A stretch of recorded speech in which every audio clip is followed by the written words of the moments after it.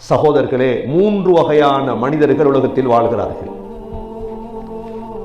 ஒரு வகையான மனிதர்கள் இதை முற்றாக மறுப்பவர்கள், இஸ்லாத்தையே மறுப்பவர்கள். இரண்டாவது கூட்டத்தினர்கள் வாசி இருந்தா பின்பற்றும், வாசி இருந்தா இஸ்லாம் நல்ல, சோதனைகள் கஷ்டம் வந்தால் அந்த இஸ்லாம் சரி வராது. இவர்கள் முனாஃபிக்குகள்.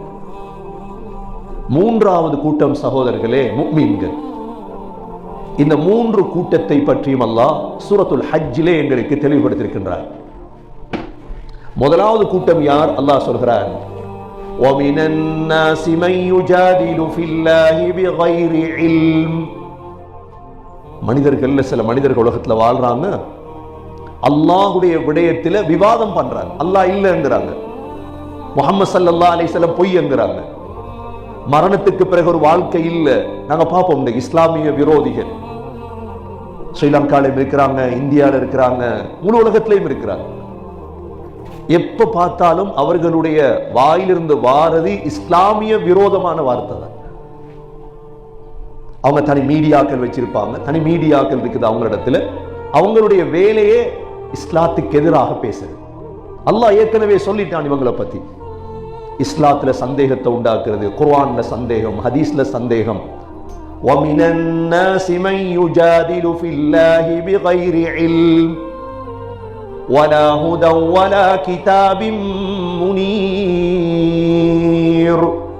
அவர்களுக்கு எந்த நேர்வழியும் இல்லை, அவர்களுக்கு வெளிச்சம் காட்டக்கூடிய ஒரு புத்தகமும் இல்லை. நாங்க 4 வேதத்தை நம்பி இருக்கிறோம். ஒன்று என்ன? தௌராத், இரண்டாவது இன்ஜீல், மூன்றாவது ஜபூர், நான்காவது குர்ஆன். இந்த 4ஐயும் நம்பியவர்கள் தான் நாங்க.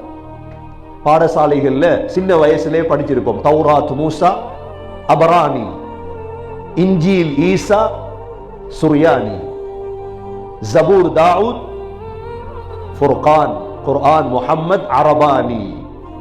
ஏன் இந்த 4 துண்டை படிச்சு தந்தாங்கன்னா ஈமானோட உள்ளது. இந்த 4 வேதங்கள் தான் இறங்கியது. தௌராத் இறக்கப்பட்டது யாருக்கு? மூசா அலைஹிஸ்ஸலாம். அந்த தௌராத்தை மாத்திட்டாங்க யஹூதிகள், அது தௌராத்தாக இல்ல. இன்ஜீல் இறக்கப்பட்டது யாருக்கு? ஈசா அலைஹிஸ்ஸலாத்துக்கு. இன்ஜீலை மாத்திட்டாங்க கிறிஸ்தவர்கள், அது இன்ஜீலாக இல்லை இப்பொழுது. மூன்றாவது ஜபூர், இதை பின்பற்றுறவங்களும் இருக்கிறாங்க, மாத்திட்டாங்க. மாற்றப்படாத, மாற்ற முடியாத ஒரே ஒரு வேதம் குர்ஆன். இந்த குர்ஆனையும் மாற்றினார்கள், ஷியாக்கள் மாற்றினார்கள். சூரத்துல் விலாயா என்ற சூறாக்கள் எல்லாம் கொண்டு வந்து மாற்ற பார்த்தார்கள். ஆனால் உலமாக்கள் விடவில்லை. ஒவ்வொரு காலத்தில் வாழ்ந்த உலமாக்கள் மிக உறுதியாக இருந்தார்கள் இது இஸ்லாத்தை பாதுகாப்பதற்காக.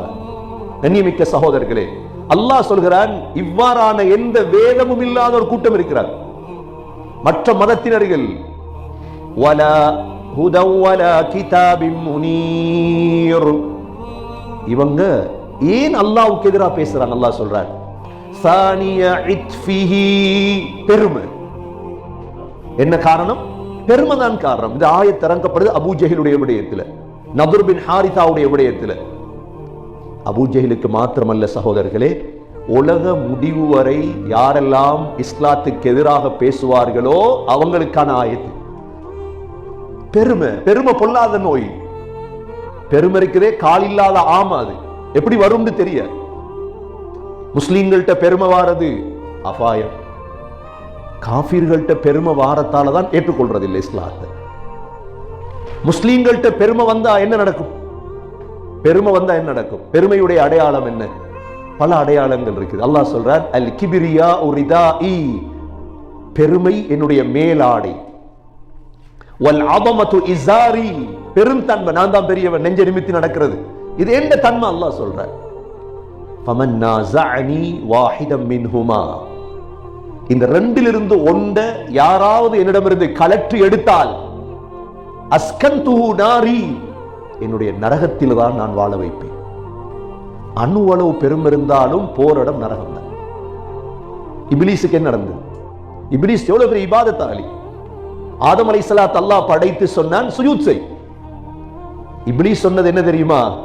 خلقتني من نار وخلقته من طين.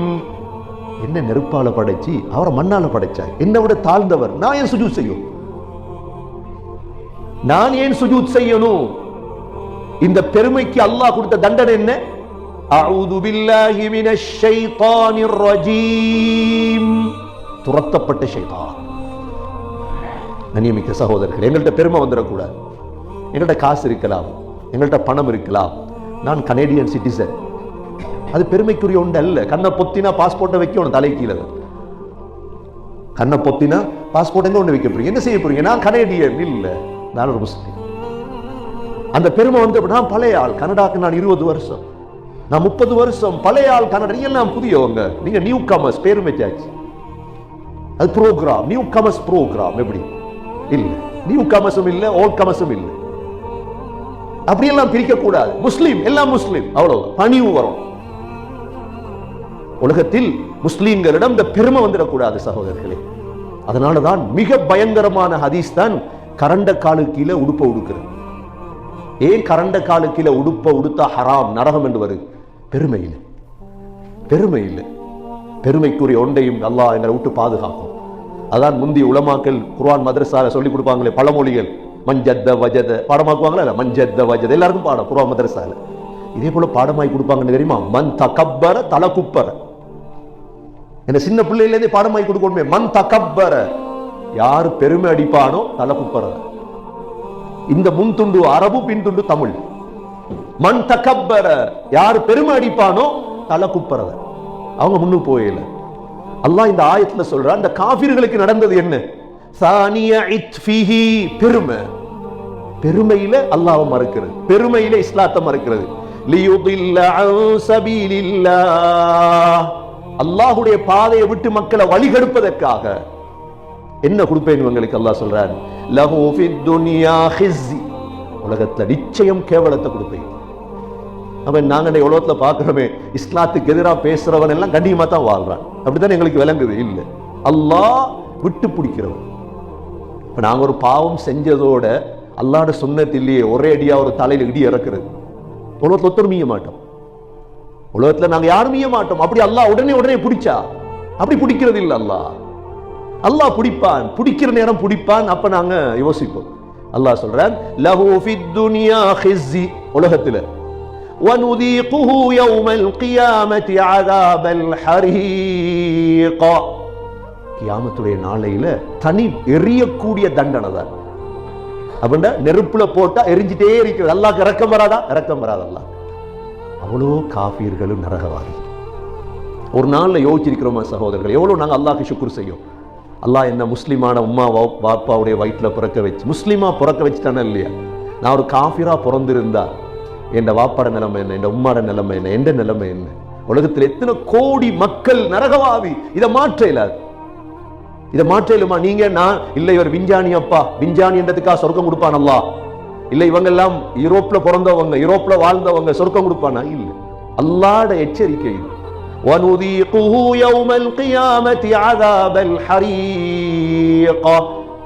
அல்லாஹ் சூரத் துஹான்ல சொல்றான், கியாமத்துடைய நாளையில இந்த கூட்டம் இருக்குதே, இந்த காஃபிர்களுடைய கூட்டத்தை பார்த்து அல்லாஹ் சொல்லுவான், خُذُوهُ فَاعْتِلُوهُ إِلَى سَوَاءِ الْجَحِيمِ, எல்லாரையும் பிடிங்க, போங்க நரகத்துக்கு போடுங்க, ஊத்துங்க, தலையில ஊத்துங்க நெருப்ப, தண்ணிய. ذُقْ إِنَّكَ أَنْتَ الْعَزِيزُ الْكَرِيمُ. உலகத்துல பெருமை தானே உங்களுக்கு, அனுபவி. கண்ணியமிக்க சகோதரர்களே, இது முதலாவது ஒரு கூட்டம் உலகத்துல வாழுது. அல்லாஹ் சூரத்துல் ஹஜ்ஜில் இதைத்தான் தெளிவுபடுத்துறார். இந்த கூட்டத்தை விட்டும் அல்லாஹ் எங்களை பாதுகாப்பானாக. ஏன் நரகம்? ذَلِكَ بِمَا قَدَّمَتْ يَدَاكَ وَأَنَّ اللَّهَ لَيْسَ بِظَلَّامٍ لِلْعَبِيدِ. நீங்க செஞ்சதுதான். அல்லாஹ் யாருக்கு அநியாயம் பண்றது இல்லையே. எந்த அடியானுக்கும் அல்லாஹ் அநியாயம் செய்ய மாட்டார். நீங்க உலகத்துல விலங்கல். அல்லாஹ் புத்திய தந்தான், அல்லாஹ் புத்திய தந்தான். ஹஜ்ஜுக்கு போயிருக்கிறாங்க, ஹஜ்ஜுக்கு போறோம். ஏன்? ஷிர்க் வைக்க கூடாது. அல்லாஹ்க்கு ஆக கோபம் சகோதரர்களே ஷிர்க். ஷிர்க் அல்லாஹ் மன்னிக்க மாட்டான் ஒரு நாளும்.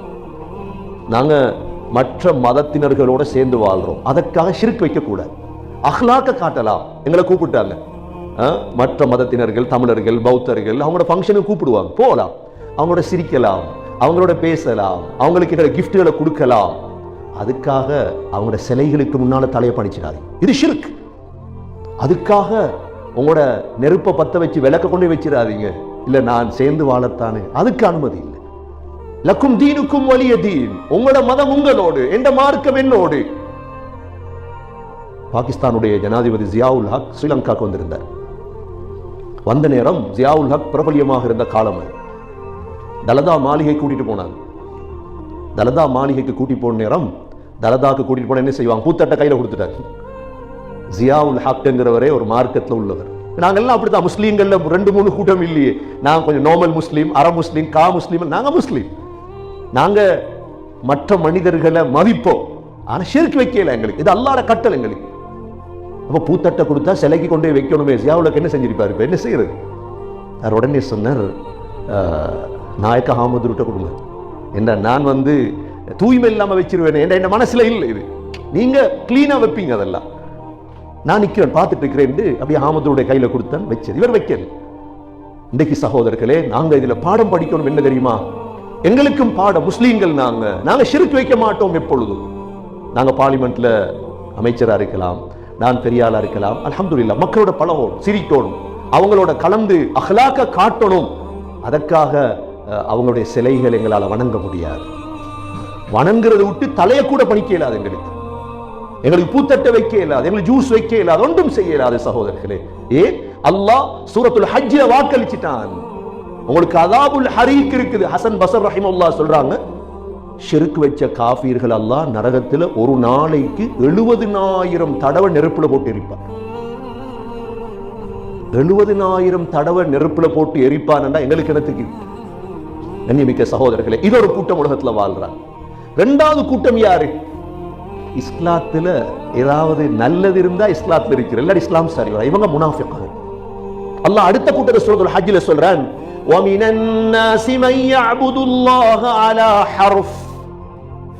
இன்னும் சில மனிதர்கள் இருக்கிறாங்க, ஓரத்துல நின்று இபாதத் செய்வாங்க. தொழுற அல்லாஹ் அப்படி சொல்லிட்டானே, இபாதத் செய்வாங்க. எப்படி? ஓரத்துல, போர்டர்லன்னு சொல்லுவோமே, ஃபுட்போர்ட்ல ஓரத்துல நின்று இபாதத் செய்றாங்க.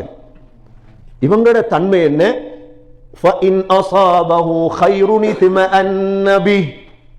நலவு நடந்தா சந்தோஷப்படுவாங்க. இஸ்லாத்துல அல்ஹம்துலில்லாஹ் தொழில் கிடைச்சிட்டு, என் ஜொப் எல்லாம் சரி வந்துட்டு, என் கல்யாணம் சரி வந்துட்டு, என் பிள்ளை சரி, என் வாகனம் சரி, நலவு நடந்தா சந்தோஷப்படுவாங்க. 2வது وَإِنْ أَصَابَتْهُ فِتْنَةٌ. ஃபித்னா வந்துட்டு, ஒரு மரணம் நடந்துட்டு, கஷ்டம் வந்துட்டு, துன்பம் வந்துட்டு, சோதனை வந்துட்டு, உடனே என்ன செய்வாங்க தெரியுமா? இன்கலப அலா வஜ்ஹி, அப்படியே மத்த பக்கம் போய்த்துருவாங்க. இந்த இஸ்லாம் சரி வராது. இந்த இஸ்லாம் நாங்க அதிகமானவங்களை பார்க்கிறோம், அதிகமானவங்களை பார்க்கிறோம் சகோதரர்களே. அவங்கள பாதுகாக்கணும், அல்லாஹ் உறுதியா இருக்கணும் நாங்க இஸ்லாத்துல.